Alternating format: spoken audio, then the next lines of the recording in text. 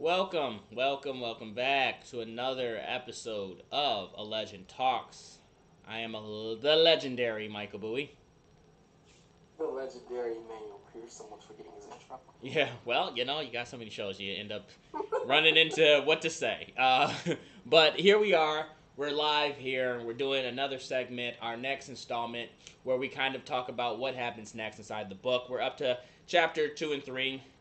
I'm gonna say mainly three because, like I said, each there's by chapters inside of each, and where Adriana Hart is kind of talking about stuff, and I really don't want to kind of give that stuff away and talk about that stuff. We can probably spend an episode talking about her as a character, which we will get into like just different characters after we go through each chapter. But and we can kind of talk about the things that mean the most, the things that she said that make a difference, or if there are any lines that kind of stand out. But in this one, we're talking about episode 3, dealing with loss.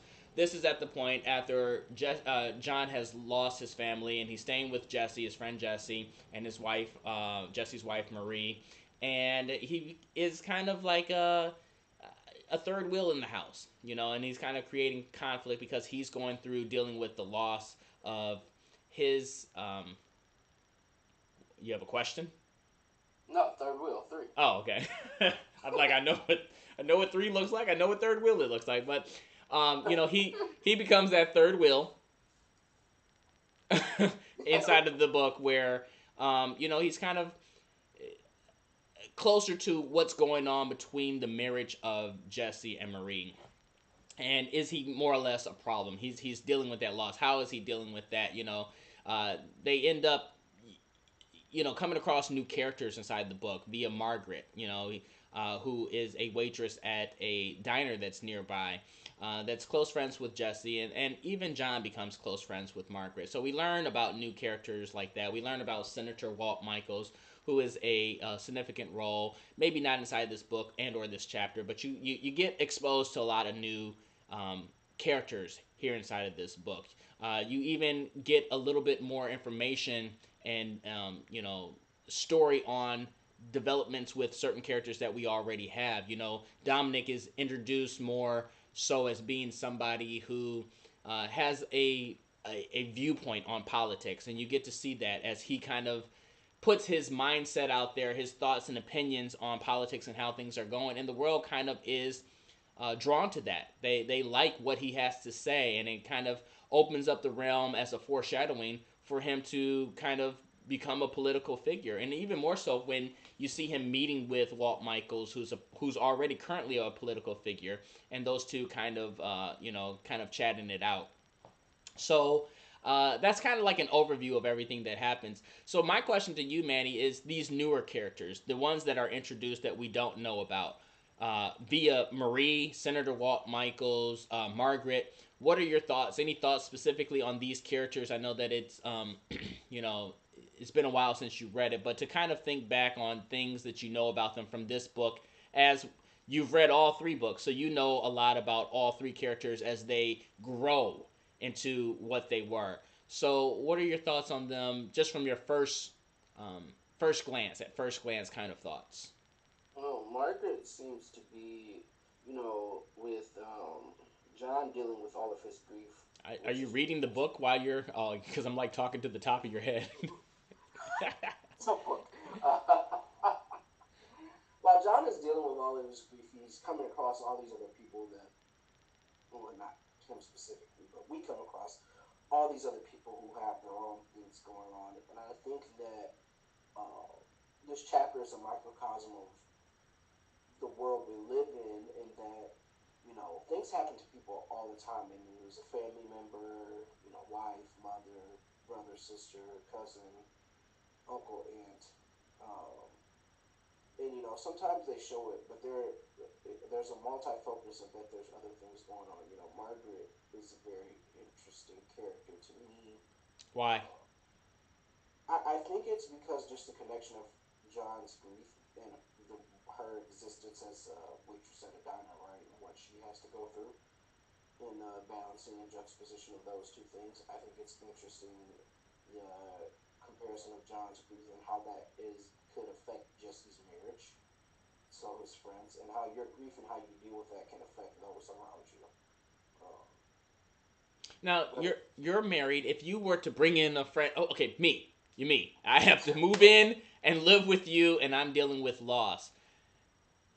Do you think that that's legitimate? Would that play a role? I mean, I guess inside of their story, they already were kind of going through some issues, but it got worse, because he obviously it took him to a point inside the book where he came home and he's drunk and he's shooting bullets into the ceiling, and she's upstairs, she's pregnant and everything. So do you think that that's realistic, that that's legitimate, that that would play a role, do you think, as that third wheel inside of a marriage? I don't think that someone would be shooting bullets. But yeah, that stuff like that happens all the time. People, someone dealing with grief and loss.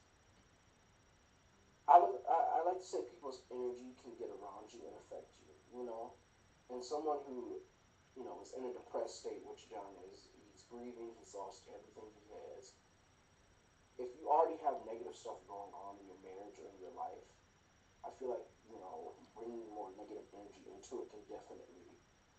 Um, And I think that's what I was getting at. Like, Jesse already had stuff going on, and so when John lost his family and his house being burned down, for him to take on that extra luggage, that was really, that was adding more fuel to the fire. You know what I mean? yeah, yeah, yeah. You know, And it makes me question, like, is that even capable for anyone else to handle? And that's why I said, well, maybe it's because he was already going through things. But um, you say you don't think people will be shooting. You're drunk, you do all kinds of crazy things. you know. maybe that's. I would hope people wouldn't be shooting in their house, but yeah, I think the juxtaposition of touching all of those people and where they are in their situations, compounded with John's grief and how he's dealing with it in his situation, is very interesting and is a microcosm of life. And on the other end of how life keeps going for other people, like Dominic, who is now expressing his political views and trying to teach Sky, how to be like him. I guess that was I mean, the whole thing's a spoiler, The whole but yeah, we didn't really even talk. We didn't talk about that. Is why I'm saying it. Is looking at the first episode, you end on this thing where Dominic says, "I hate kids," and he shoots into the crib. So we didn't really talk about that inside of the last episode, about how he didn't really kill Sky. He did kill Jennifer. He did kill Julie, but he took Sky. And for somebody that says they fucking hate kids, and then to take that child, um, that's questioned, and that's answered inside of a possible prequel book of why he hates kids.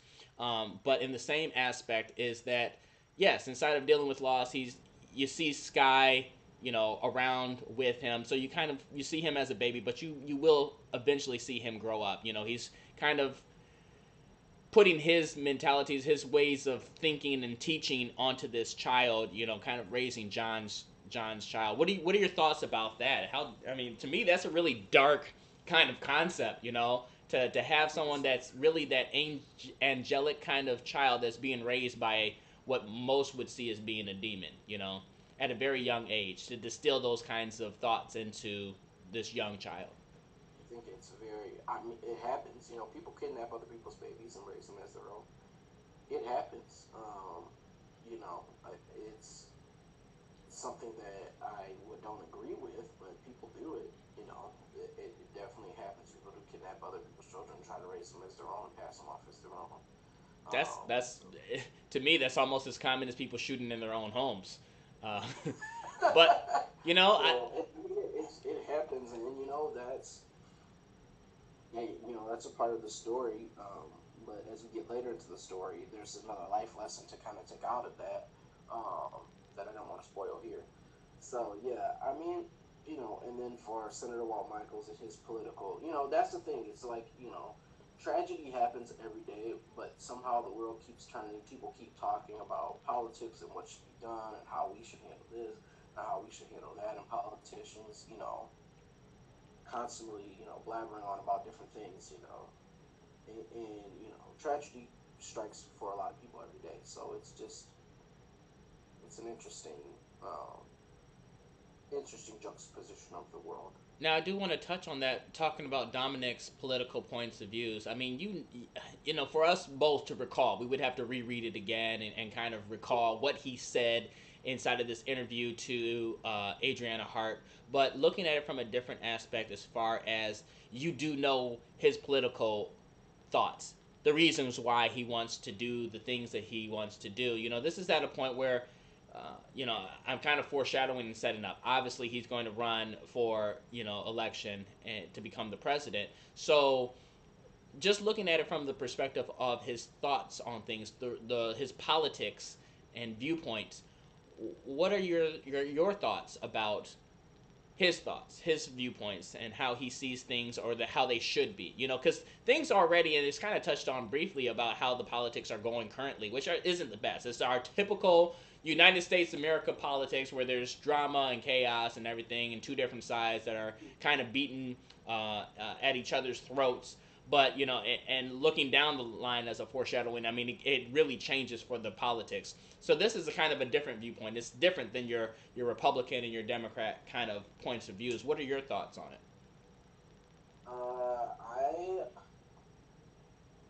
I disagree with him on some points. I think, if I'm recalling correctly, he wants to get rid of all the guns. Only the military will have guns. You know, and as we get later in the book, and this is kind of why I say this, you know, there's certain laws that he puts into place, um, that are enabled to allow people to do things. Um, you know, Well, for uh, me, we already live in a controlled society. What is that we difference? do, we do, we do. So to me, what's the difference? And you know, him making sure that people don't have guns, that only the military is, you know, most that are conservative would say, "Oh, you're taking my guns," and then the Democrats and that are liberal, they're like, "Oh, you know, that's good gun control so that no one dies." Blah blah blah. I mean, each person has their viewpoints on why, but you know, his reasoning for taking it, at least the reason why I wrote it, is to kind of control crime, to lessen that. To it is a form of control, but that was his intent. Yeah, And that's the problem that I have is that it's not active. You know, allowing allowing crime is you know not it's counterproductive to that. Number but one, can you number really two. stop it? People are going to Yeah, do what they want to do. that's also the point. That's why. See, here's the thing. Here's my. I'll give you my philosophy and why I disagree. I feel like a lot of people commit crimes. Not everybody, but a lot of people commit crimes because of their situation and out of desperation in or the situation that they were raised in, and out of desperation from from their situation from their parents. If you look at a lot of serial killers, if you look at just a lot of people, they come from very broken homes. They didn't have a lot. They didn't have resources to do therapy or counseling or anything like that. And so my problem is that we live in a world now where we have enough resources that everyone could be sustained, right? Everybody could live a nice, fruitful life. Um, but our world does not operate in that way. You know, everyone could have enough to take care of what they need. You know, not necessarily what they want. Do I need a mansion with lavish swimming pools? No. Do I have enough to take care of my basic needs? Yes. Like I that is hear that, but is it fair for someone to live inside of a shitty shack or a expensive apartment in New York and pay thousands of dollars when they don't make thousands of dollars, versus someone that does live in that luxurious mansion who didn't work as hard, that maybe they were handed down stuff or they were given opportunity because of who they know or who they blow? Like, the unfairities of the world, I made, if that's not the right terminology, and then I made that up, but the unfairities of the world is that some people get ahead because of who they know or the color of their skin or who they work for, and it's while other people that are our hardest workers work hard and don't get paid a lot. And so the advantage and the vision of his world was for everyone to have equal things, and that you can obtain those at any cost because you're going to do it anyway. yeah. You know, what if I, the role was reversed, where it's like, all right, if you commit crimes, then you get killed, or if you commit crimes, you go to jail, which we already have that as being the process. It's something different that we haven't tried. Yeah, and but I think it's missing the point. There's two things I want to say about that that kind of capture what I'm thinking. So one, the response to your fairness idea would be that I'm talking you to your know forehead again. the response, because I'm thinking as I'm talking. The response to your fairness idea would be that fair is a place where they judge pigs. That's what people say. That's what people who have capitalist ideals and mindsets that live in this world say. Fair is a place where they judge pigs. Life is not fair. You know, it's it is what you make of it out of the situation. You have to play with the cards you're dealt. I don't agree with that because, like I said, we have a lot of resources. The problem with the idea of you're going to commit crime anyway, so I'm just going to make it legal, is you're not addressing the reason why people are doing it, which is the inequities that we have. If everyone was to have their needs taken care of, I think you would see a lot less crime. Well, that's Access. actually what happened, and I guess I'm going down the road further into the chapters. But once everybody had, I'm just addressing this issue right now I with this know, thought. but I'm I'm not trying to saying jump ahead. I'm just building as the person that wrote it. I'm building the vision for those, and I'm sure we'll talk about it more when we get there. But when everybody had equal things, crime decreased Yeah. Hmm. because crime, like you said, the desperate moments. It's the reason why crime happens for most people. So once they don't have those desperate moments, the crime stopped. Yeah. But I don't think making crime legal was the way to do that. Hey, it worked. I It don't think worked. that was it worked in your book. I don't think that's the way we should do it in the real world as well. Think about it in this aspect, especially considering you're a lawyer. Somebody that is selling drugs and selling guns in order to make ends meet so that they can pay for their children, pay for their lifestyle, they're out there committing crimes. But once they're making a whole bunch of money from doing it, the amount of times that they're out there committing crime is lessened because they already have all that money. Some situations, yeah. Some people get. Yeah, this is the thing, right? In every situation, I think, especially when you're looking at people who get to, they make all the money in the world, but they got a drug empire, or if you're Bernie Madoff, you scammed millions of people out of millions of dollars. They can't stop because that money and that power situation keeps building. It's like when they say the love of money is the root of all evil, it's true. Money builds that power in humans. I don't know out of what innate nature we have, but we have some where you keep craving that and craving that and craving that and seeing how many more people you can control and control and control. And that's why I always think of things as very interesting, especially the people who, feel the need to constantly exert their power over others. It's a problem with us as humans. We have this need to dominate, and maybe that's a nature thing. There's always got to be a hierarchy. So Yeah, but there's a hierarchy in nature, and we have a hierarchy as people. think about it when you're at like the UN, okay? Different than if you're at just a presidential party. You have the president who's the top of the food chain and everyone else that's just kind of lower than him.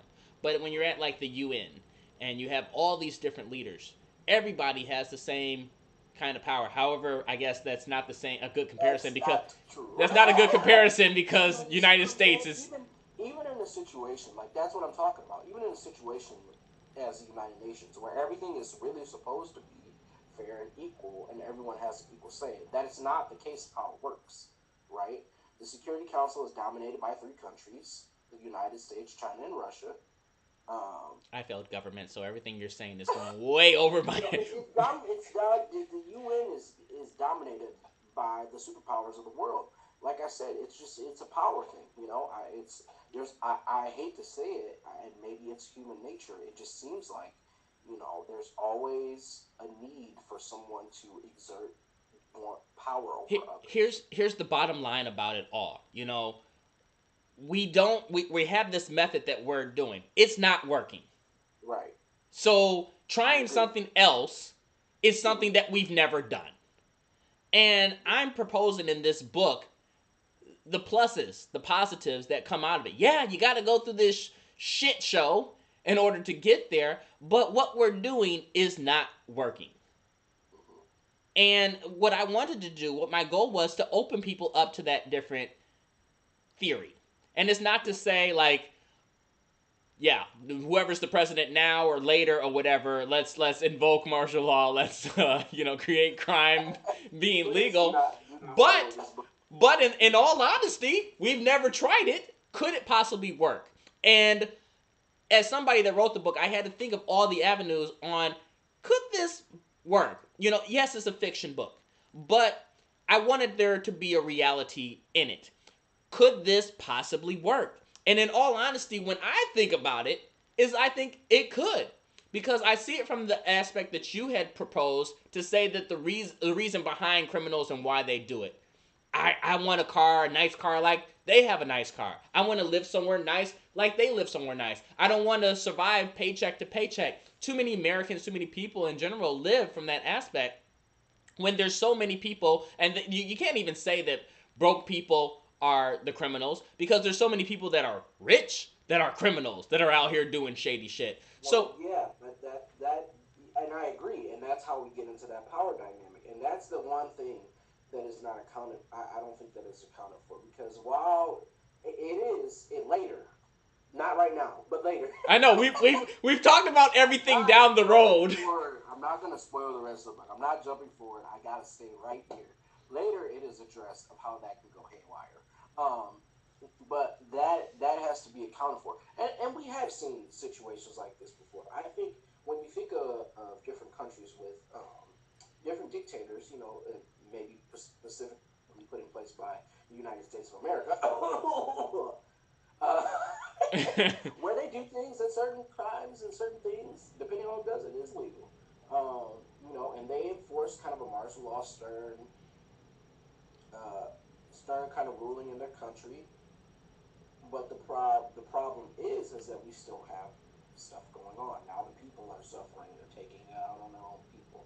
So that power dynamic, I think, whatever that innate nature is in humans, and Dominic has this, and that's why it's a problem. Whatever that innate nature is in humans to dominate and subjugate others, and that ego and wanting that power, because that is what he's about. Is it though? Because that's not the way. I'm not writing. I didn't write it for him to Listen, be you have that the general. knowledge of him and his backstory. I don't have that. I have the knowledge of And if a prequel book comes out, we will talk about yeah. his backstory. And his backstory does entail where he comes from that poverty-stricken, not rich kind of background.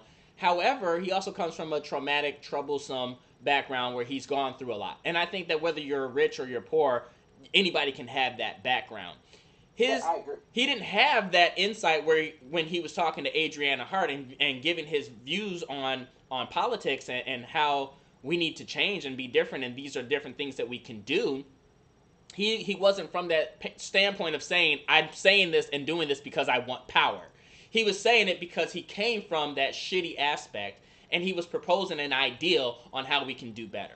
And in all Yeah, honesty, the thing is with our government now is they don't stray to new ideals. They like to do the same shit that we've been doing. And what new ideals that they do have is not really for us, it's for them. yeah. I agree, and I think the aspect of doing something new is important. The problem is doing something new, giving someone a chance to take advantage of the situation. Because here's the thing: this is people have two ideas about humans. Either you believe we're all at our base value very good natured people. At the end of the day, we just want to survive. We just want to eat. We just want to thrive. Or you happen to believe, which is the lesson I'm taking here, that not everybody is a good natured person. Some some people, as Alfred said in Batman, just want to watch the world burn. Not Where is Harvey Dent? Where is he? in Anyone seen him? yeah, we're getting kind of philosophy talk, but not everybody is a bad person, but there are bad people with bad intentions out there, and there are circumstances that shape them. Sure, and maybe they could be on a different because, they're going to do, rich or poor, they're going to do whatever it takes to get what they want, regardless of other people's lives or other people's, how it affects other people. They don't care about that. They're going to do what it takes, what it wants. And I'm not saying one bad act makes a bad person, but everybody's intentions aren't always good. And so when you leave that door open, in this case with his philosophy, when you leave that door open for someone to come in and take advantage, 9 times out of 10, someone will find a way. It's just like everything else we have, in life. Things are supposed to go a certain way, and then someone, this country, the way we do things are supposed to go a certain way, things are supposed to work out a certain way, and then someone finds a back door to get things done the way that they want them to get done. Example, we were supposed to get a $15 minimum wage in this COVID bill. We didn't do it. They didn't do that. What I heard, sorry not to cut you off, but what I heard is that wasn't going to be something that was going to be instantaneous. That was going to happen 5 years down the road. That was going to take some time to get that put in. It's still not enough, but we were supposed to get something. You get what I'm saying? And that didn't happen because no one fought for it. Well, I'm not making excuses. I'm just and other people behind the scenes. I'm just saying there's a lot of problems that need to be addressed. We're trying to fight all these different ones, and the bigger one is right now is with the pandemic. And I'm not making excuses. I'm not someone to fight politics, but what I'm saying is that the world has so many different issues. How can you really salvage them all? And even with Dominic giving his insight, it wasn't like this was the end all, but the whole purpose of the book, past all the violence that we've already experienced and all the violence that we already are going to endure along the way after this, is to say that, yes, you're right, Manny, that a lot of people are not genuinely good people that care about others. But that's the whole purpose of this entire book. It's not about the violence and the vulgarity and John losing it. It's not about that. There is a message in the overall message, and damn it, I really wanted to wait until we got further into the book to talk about it. But I'm going to say that the message is about becoming better people, how we can do better. And you've read all 3 books, and I'm just trying to savor it, because when we get to the end, A Legend's End, we get to see how that change impact. And in all honesty, I feel that it was because of Dominic. We got to this point because of Dominic. And it always questions, and I have the conversation with many people, who is the legend? And maybe Dominic's the legend. I don't have an answer for people. Of course. Is it Jesse? Is it John? Is it Dominic? Who is the legend? But somebody helped us get to the point of understanding. And I want there's so many quotes and one-liners that will cause you to think, things that will cause you to judge what kind of person you are and the things that you do or other people do, to help you kind of open your eyes to say, I need to do better. I need to care about more people instead of just myself. I need to not commit crimes and hate and whatever else. Will people open up their eyes to that? No, because it takes everybody being on that same page for that to happen. See that, and that's the problem. I agree with the outcome. The problem is that and this is what I'm saying. You see the conversation that we're having. This is the conversation that the book, some of the conversations that the book draws out that you can have with your friends or your family or other people that have read it. It really kind of draws these conversations out. The problem is that things are polarized in such a way where and I don't know if this is exasperated by social media or whatever, definitely. We don't even listen to each other anymore. We don't. I don't know if you noticed, but people, when someone has their mind made up on something, there are not a lot of open-minded people anymore. You cannot listen with your mouth open. there are not a lot of open-minded people in the world anymore. People have a general set of ideas that they follow. They don't take the time to listen to the other side's arguments, regardless of what they feel about them. They don't take the time to logically sit and listen to them anymore. And so we live in a bubble where people are just constantly spewing their ideas back and forth. And that's not to say that people don't agree. There are a lot of people that agree on a lot of things, right? What's exasperated on social media or in the media. I think people are a lot closer to their ideals, are a lot closer in their ideals than they realize. The problem is that we have a lot of distractions in the world that separate us. That and being molded is too common. Yeah. you know, where you grow up is different than where someone else grew up. And so you're molded and adjusted to that. You're not exposed. You know, it's a funny, and this is a really long episode, by the way. but but I will say this. You know, I was having the conversation like a couple of days ago where at one of my jobs, and we were talking about Stevie Nicks, and I was like, don't know black people know who Stevie Nicks is? And I take this poll and I call over this black person. I'm like, you know who Stevie Nicks is? They're like, who is that? And I'm like, exactly my point. And then this other white guy, he's like, well, black people can know who Stevie Nicks is and be cultured. But the whole thing is that whereas that's probably true, if they only grew up in the hood, they can't be fucking cultured in Stevie Nicks. Okay? And vice versa with other things. And the whole purpose, and you know, I don't want to say we lost sight of the whole dealing with loss, because that's really geared around John to talk about Dominic and his politics, as small and minute that is inside of this chapter. But this whole point was to have like a number that people can call in and kind of voice their points and views. And so a lot of these shows were meant to probably be long if we had a caller to call in. But we don't have really a fan base to do that. More or less, people could just watch it and use this as an informational base. But kind of to gear us back to dealing with loss and to kind of had this quick side note. I had to Google who Stevie Nicks is because I didn't know who that was. Black people. You know, it's just I agree with you. It's the certain place that you grew up. Where I grew up, we listened to hip hop music all through.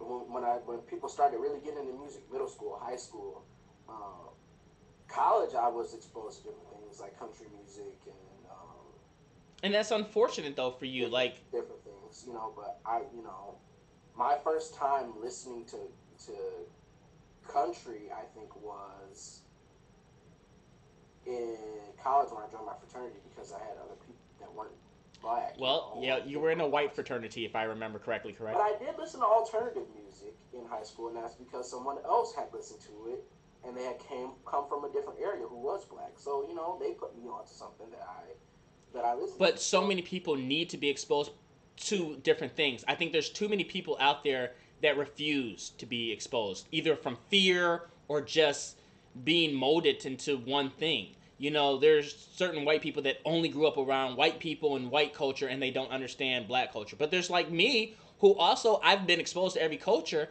but I've never gone to Japan to actually experience what their culture and their life is, or China or whatever, which is a different experience than kind of Googling it or seeing certain things on television, because they have their trials and tribulations and the things that they've gone through. And I think if you want to become a better person, you have to understand people, not just the ones that you come across. I agree.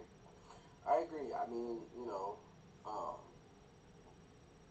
I would say I'm very centered in my belief that all people are worth redemption or worth saving or worth reaching the olive branch out to you. And it's up to them, not to you. And it's up to them whether or not to grab it. But I definitely agree with that sentiment. So let me end on the note of kind of backtracking to where we're at. We're dealing with loss with John, because that's what it's all about, with him dealing with the loss of his family. Is that genuine to you? Do you think that what he's going through and how he's dealing with that, like we all deal with loss differently and everything, and it's hard for me to kind of even ask questions because there's what happens down the road and how it evolves and everything. But what are your thoughts just on how he's dealing with this loss? I could see it. I've never been in a position, and I pray to God that I never will be in that position. But I could see how it could upset someone to the point where they're angry, they're desolate, they feel lost. Losing someone that's very close to you or means a lot to you is not easy. And to his mind, he lost everybody. Yeah, lost everybody and everything, in his mind, but he really didn't. He does. Sky's alive, but he doesn't know that. And will he ever find that out? I don't know. We'll find out when we on more episodes when we get further into the book and everything. But you may not have lost your immediate family, but you've lost people, right? Mm-hmm. And if you thought you lost somebody, maybe it was like a boat drowning. And then you come to find out that, oh, well, one made it off and one of your family members made it off and he's on an island and they're still alive. How would that impact you? Because I'm not saying for sure that he will find out if his son's alive, but to just know that, would that change things from your point of dealing with loss? I don't know. Like my perspective on it is a little different. I, I lost. I'll say this. I lost my uncle when I was in college, and my great grandmother when I was younger. And when I was younger, it didn't really affect me because I was young. I didn't really understand what was going on. My uncle, I don't really think it. I never cried. I wouldn't say that I was too terribly upset about it. I don't know. I felt like there was just a certain acceptance and an air around it for me and how I dealt with it. It's not that you can rationalize it or it just happened. And my goal was to try to love on my mother and the people around me and help them deal with it, not so much explore my feelings about it. And I wouldn't say that I was too emotional about it.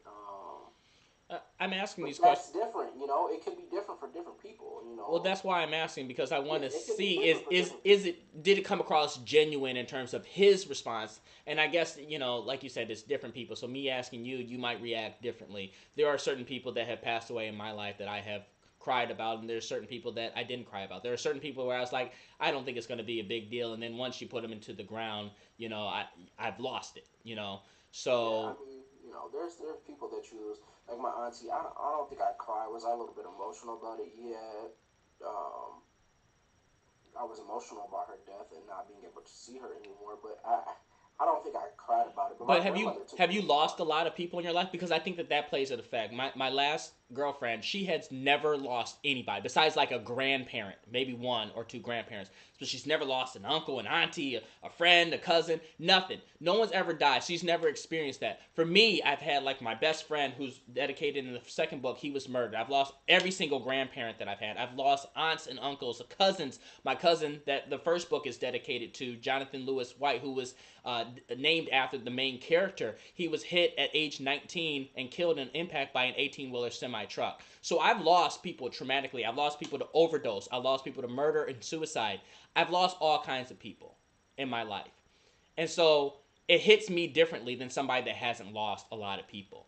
And Yeah, whereas, I haven't. I can think of three specific people that were. who would be Um, that biggest person that if you lost would be that same impact as John? it's so hard to say.